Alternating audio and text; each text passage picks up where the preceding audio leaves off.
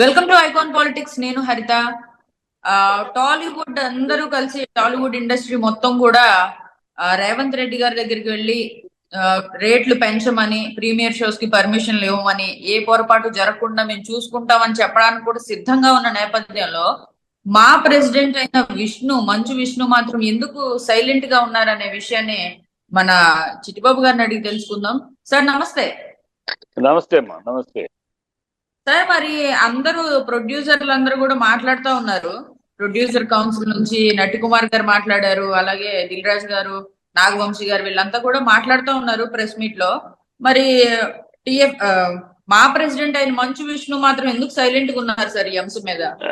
అది ఇది అసలు అందరు నిర్మాతలు కాదమ్మా. ఆ పెద్ద సినిమాలు తీసి రిలీజ్ అవుతున్న నిర్మాతలు అందరు నిర్మాతలు కాదు, అందరు నిర్మాతల కోరిక కాదు. అందులో ఇది మా అసోసియేషన్ కి ప్రొడ్యూసర్ కౌన్సిల్ కి సంబంధం. ఇది ప్రొడ్యూసర్ ఇష్యూ, ఆర్టిస్టుల ఇష్యూ కాదు.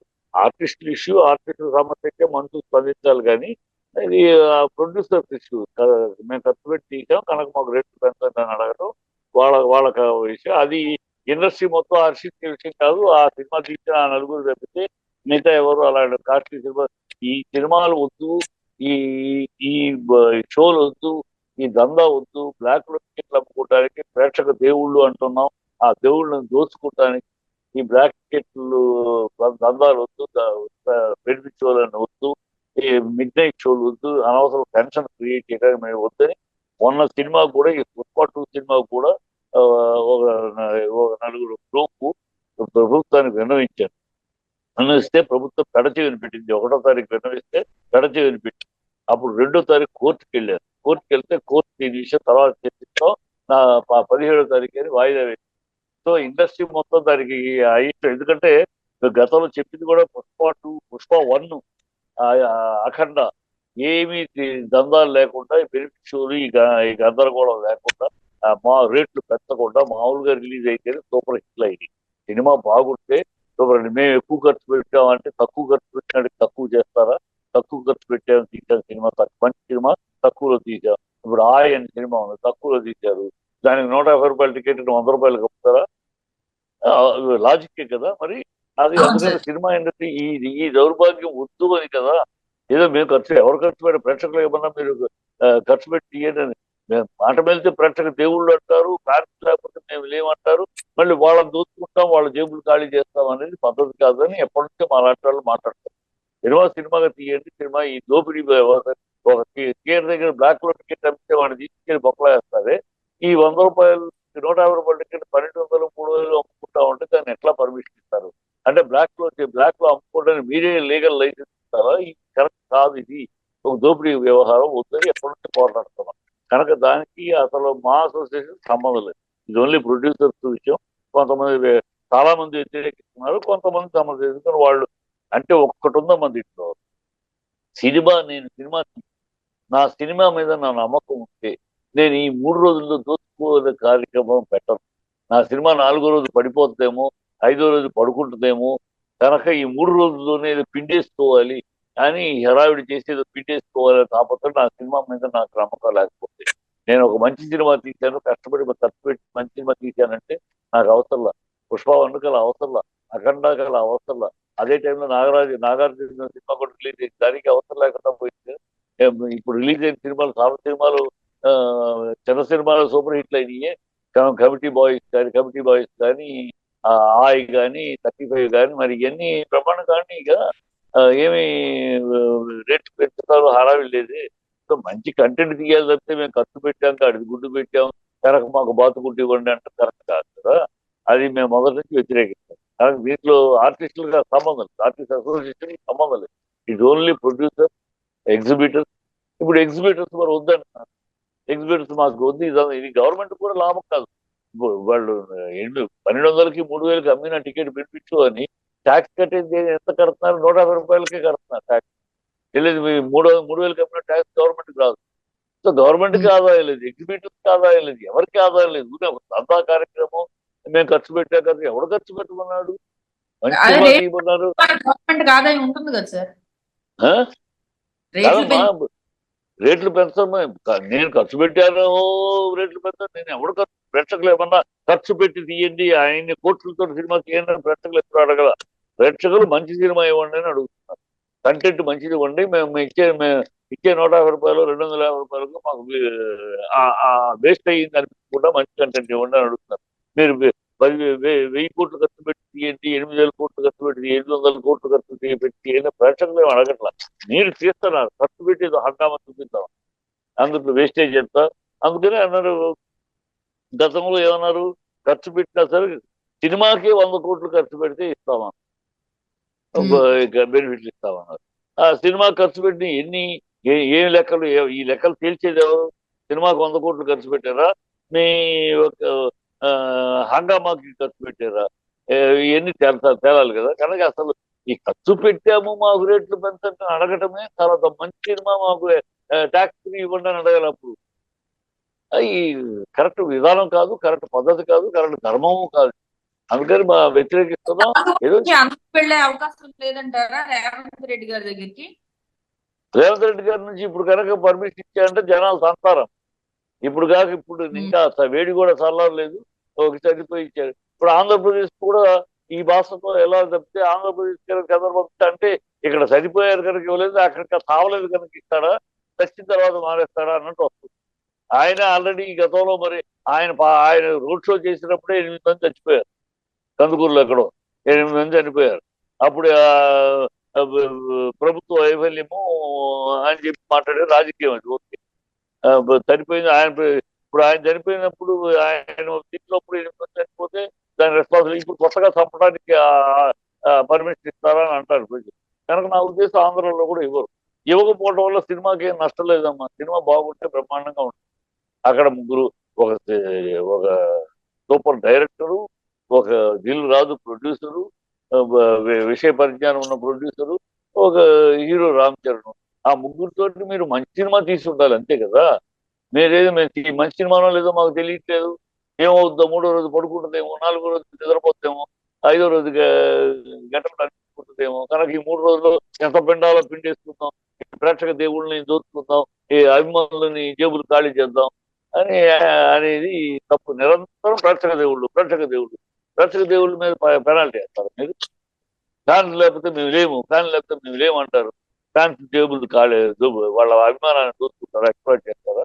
వాట్ నాన్సెన్స్ ఇది. పుష్ప 2 టికెట్ల విషయంలో కూడా మనం వీడియో చేసాం, గుర్తుందా సార్ దీని మీదే? అవును. రేట్ల విషయంలో కూడా అప్పుడు కూడా వద్దనుకుని చెప్పాను నేను కదా. ఇచ్చారు. ఇప్పుడు అంటున్నారు ఇవ్వమని.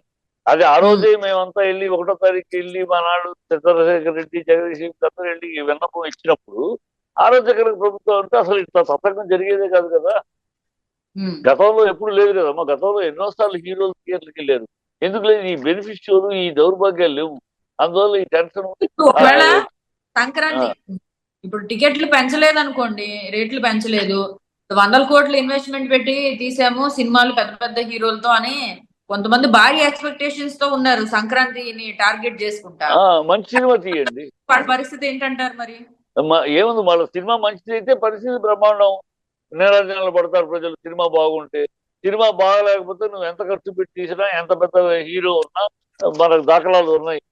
మొన్న గుంటూరు కారం అవ్వచ్చు, అటు మొన్న ఆచార్య అవ్వచ్చు, అంతకుముందు బోడా శంకర్ చూసాం కదా. పెద్ద హీరోలే. మరి పెద్ద హీరోలు కంటెంట్ బాగాలేకపోతే నువ్వేం ఖర్చు పెట్టావో ప్రజలకు అనవసరమ్మా. నువ్వు ఖర్చు పెట్టావా, ఫారెన్ లో తీసావా, టెక్నాలజీ వాడావా, ఏది కాదు. వాళ్ళకి ఏం వాడినా కంటెంట్ బాగుండాలి. నువ్వు హెలికాప్టర్ షాట్ తీసావా, లేకపోతే హాలీవుడ్ ఫైట్ మాస్టర్ కేసులు తీసావా, ఈ కాదు వాళ్ళకి కావాల్సింది. నువ్వు ఏమైనా చెయ్యి, ఎవరితోటైనా చెయ్యి, వాళ్ళకి నచ్చాలి అంతే.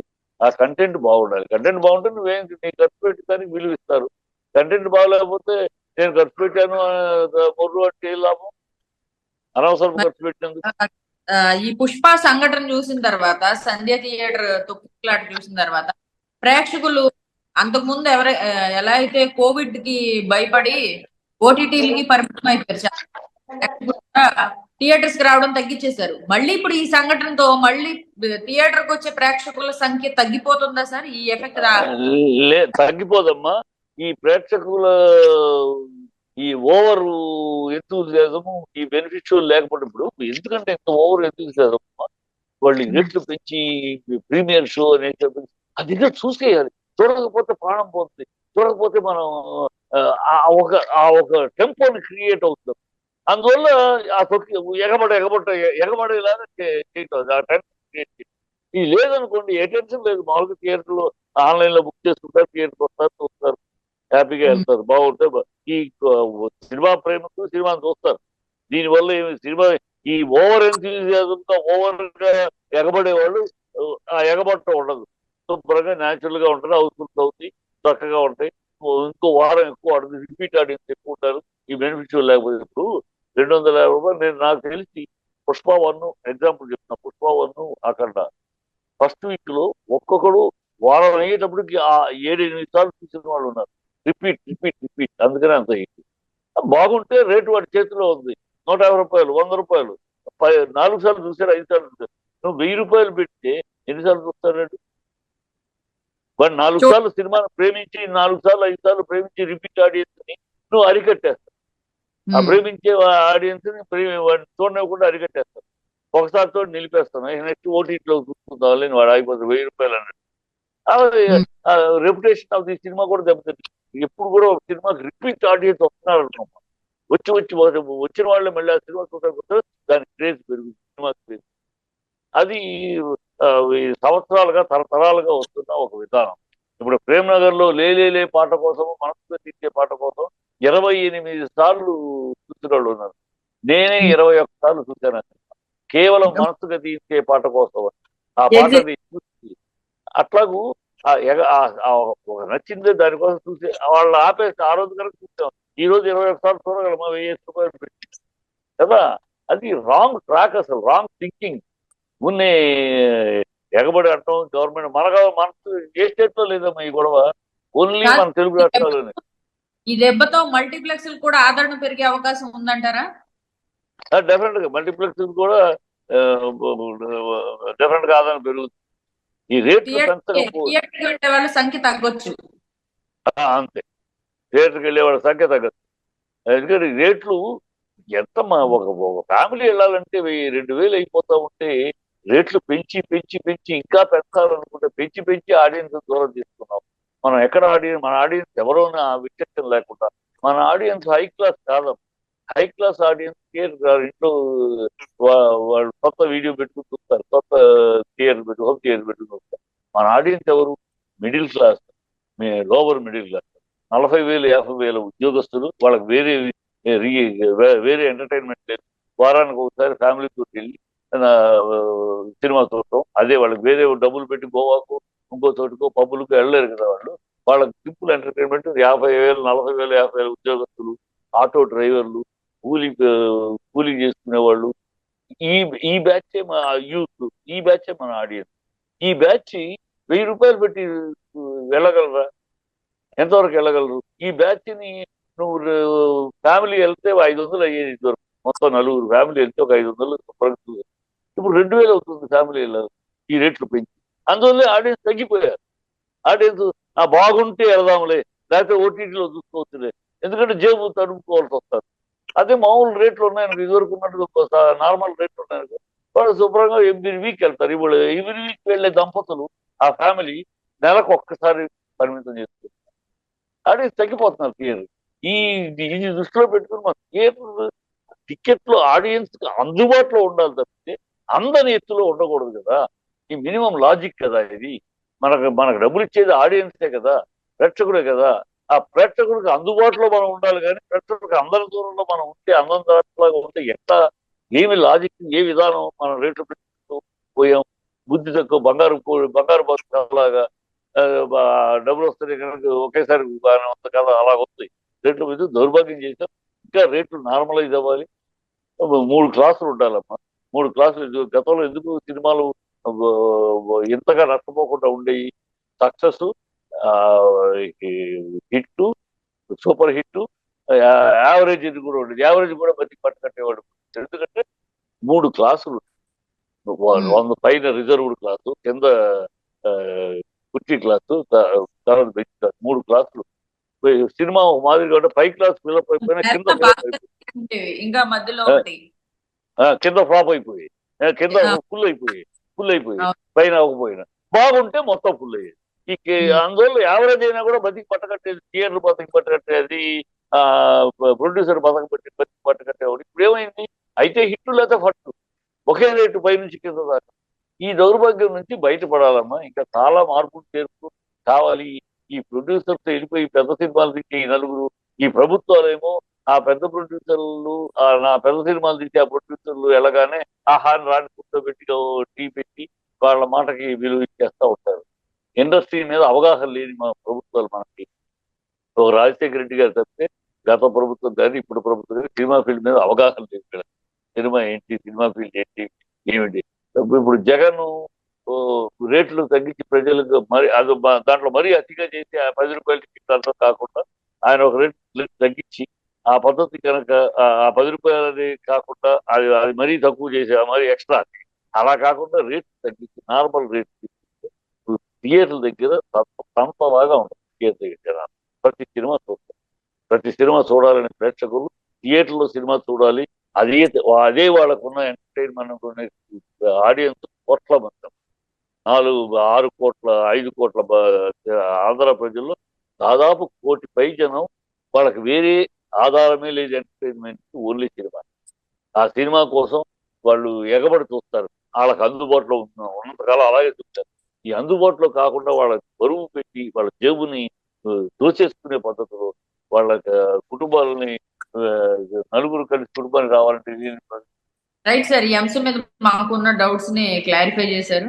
Thank you so much okay sir. తిరిగి మళ్ళీ కలుద్దాం సార్. Thank you. ఓకే.